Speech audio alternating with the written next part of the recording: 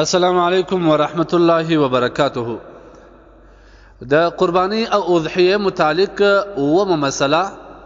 هغه پر شذ باندې د قربانی د وجوب اړوند ده چې آیا پر شذ باندې هم چې هغه د نصاب خاوند دی قربانی یا اضحیه واجب ده کړه. د دې مسلې په جواب کې باید دا وایو چې د قربانی د شرایط څخه یو اسلام دی، لکه موږ چې مخکې بیان وکړو چې مسلمان به وي، دوهم بالغ به وي او مقیم پر ځای به وي او د نصاب خاوند به وي. که په دا څلور شرطو کې نه وي، مثلا دا چې مقیم پر ځای وي، مسلمان وي او هم د نصاب مالک وي، که نر وي که ښځه، پر دواړو باندې اضحیه او قرباني واجب ده. زموږ په معاشره کې د ډېر انسانانو خیال دا دی چې ښځه هر څومره د نصاب خاوند دی،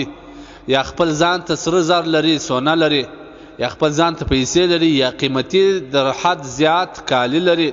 چې هغه پیسې تقریبا نصاب ته رسیږي، د هغه کالو د زیاتو کالو قیمت، بیا هم پر دې باندې اضحیه او قرباني واجب نه بولي. دا زموږ ډېر خراب رواج دی او ډېر غلط فکر دی. دا ځکه چې د قرباني د وجوب د پاره نر او ښځینه خاص نه دی چې یوازې پر نور باندې یا یوازې پر ښځو باندې، بلکې که د نصاب مالک او مقیم وي، مسلمان وي، بالغ وي، که ښځه یې که نر یې، په دواړو باندې اضحیه لازم ده. لہذا کومه زنانه چې سره زر لري هغه نصاب ته رسیږي، که یوازې سره زر یې 9 تولې، او که چیرې یوازې سره زر نه لري بلکې سره زر یوازې 2 تولې لري، لیکن ورسره سپین زر لري، ورسره زیاتوب کالی لري، ورسره نقد پیسې ولو که 100 روپۍ لري، چې دغه نقد پیسې زیاتوب کالی او دغه د دې یوه 2 تولې سره زر چې سره راجمع کې د دې ټولو پیسې یا قیمت د سپینو زرو نصاب ته رسېدي چې تقریبا 80,000 شاوخوا یا 55,000 کالدارې دي، نو پر دغه ښځه باندې اضحیه لازم ده. او د دغه ښځې پر میړه باندې د ښځې اضحیه لازم نه ده،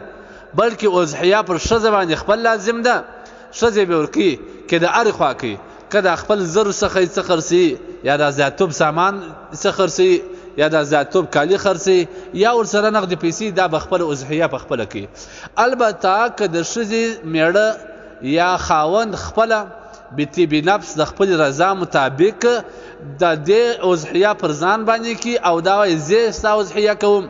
نو دی بیا د ښځې وکیل شماره کیږي او د ښځې د طرف څخه بیا دی اضحیه کوي. دا به د خاوند احسان وي د خپل کوروالا او بیبي سره. لہذا بیا دا رقم جواز لري چې خاوند خپل اضحیه جلا وکړي او د ښځې دا جلا وکړي. بعض خاوندان خو دا کوي چې هغه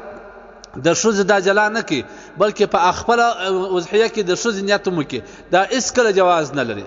بلکې د ښځې دا جلا او دغه رقم د نارینه د جلا، هر یوه به جلا جلا ځان ته خپل اضحیه کړي. اوس که داسې چې ښځه دغه سره زر یا د زیاتوب پیسې دا ټول خاوند ته وسپاري او بالاستيعاب د دې مالک جوړ کړي. یو خدای چې هغه مازی خالی حیله جوړي، خاوند ته ورکړي بیرته د چې اختر تیر شي بیا بیرته ازر ځنې واخلي، دا حیله جایز نه ده. یا خاوند ته وایي چې د زما سونه ستا ده، د زما پیسې ستا دي، زه هېڅ حق نه لرم، خاوند یې ځنې واخلم د ازمایش دپاره 100 ورځې 3-4 ورځې پټې کړي. که ښځې هېڅ نه وویل نو واقع دا ښځې دې ته ورکړي دي، بیا دا خاوند باندې هغه خپله اضحیه دغه یوه واجب ده، ځکه چې هغه ښځې خپل ټول شان ده ته وسپارل، بیا پر ښځې باندې نشته که نور داسې مال ونه لري چې پر هغه باندې اضحیه یي، دغه سره زر خو عادي خاوند ته وسپارل. البته که چیرې خالي محض یو حیله او ځان خلاصون وي چې څو ورځې دپاره ورکړي بیرته د اختر تیر ځنې واخلي، دا شرعاً جواز نه لري. نو لهذا کومه ښځه چې د نصاب خاوند دی هغه سره زر لري یا یوازې سپین زر لري، یا سره زر او سپین زر لر لري چې سره یو ځای کې د سپین زرو نصاب ته رسیږي، یا زیاتوب کالی لري چې هغه دا هېڅ ضرورت نه ورته لري، په کال کې هم هغه ته ضرورت نه پېښېږي، یا پیسې لري، د دې ټول چې سره جمع کې که نصاب ته رسېدل د سپینو زر یا د سرو زر، پر دې ښځه باندې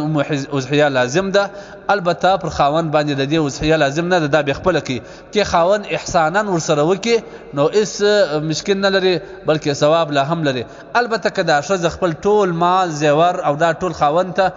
حق کما حقه وسپاري، یو حیله یې ځان خلاصول هغه نه، کما حقه یې وسپاري او بیا ورته وایي خاوند ته چې ته د دې مالک یې، نو بیا پر خاوند باندې یوازې سته، پر دې باندې نسته. د هغه خاوند که بیرته راشي دې ته وسپاري او دې ته ورکړي، چې ته استعمالوه چې هر وخت ما ورته ضرورت بیا زه خرڅوم بیا څه مشکل نه لري. په دې اړه باندې ذوالحجه او قرباني فضایل او احکام مفتی رضوان صاحب تفصیلي بحث کړی دي او دغه رقم د قرباني انسایکلوپیډیا مفتی انعام الحق صاحب په صفحه 102 نمبر صفحه کې د دې مسلې ښه وضاحت کړی دي او علامه شامر مولا په شپږم ټوک 312 نمبر صفحه کتاب الاضحیه کې د دې مسلې ښه وضاحت کړي. هندیا کتاب الاضحیه پنځم ټوک 202 نمبر صفحه. البحر رائق اتم ټوک 104 نمبر صفحه. والله اعلم بالصواب.